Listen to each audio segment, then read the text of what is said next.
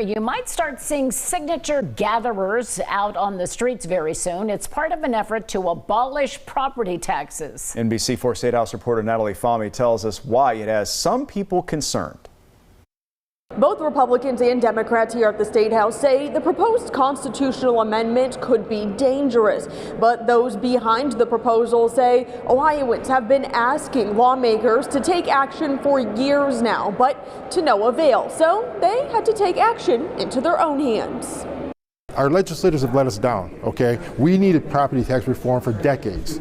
They've done nothing. John Mara is the mayor of Timberlake, a village in Northeast Ohio. He's one of the people behind the proposed amendment to abolish property taxes in the state. Something that needs to be done. We need property tax relief immediately in the state. There's no question about it. On Wednesday afternoon, the Ohio Ballot Board met to certify the amendment and allowed the group to start collecting signatures. By a unanimous vote, the motion is approved.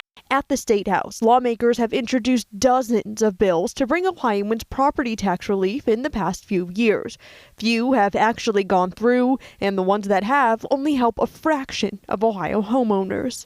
It has not been prioritized by the Republican majority. Each time we try to step up and do something about this, the groups that are receiving this money say this is going to be terrible. Even if lawmakers can't agree about what exactly needs to get done, they do agree that this proposed amendment that threatens a $19 billion funding gap to local governments is not the right way to go. It doesn't say how we're going to replace those funds that fund police and fire in our communities, public education, many other critical services. And so as it's written, I have huge concerns. How are you going to pay for those services? Well, one answer is the cost will have to go down dramatically. Mara tells me 40 to 50% of Timberlake's revenue comes from property taxes, and he already has a plan to make sure critical services are funded. There's plenty of ways to fund it. I mean, the problem is we need a more fair and equitable way. We can't put it tied to our homes where then we can possibly lose our homes.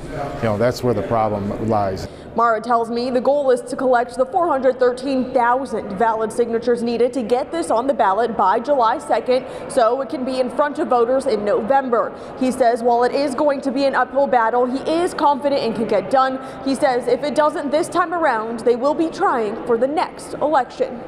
Local for you at the State House, I'm Natalie Fahmy, NBC4. Now, earlier on First at 4, we asked you our fast feedback question for today. Do you think property taxes in Ohio should be eliminated? Nearly 90% of you say yes.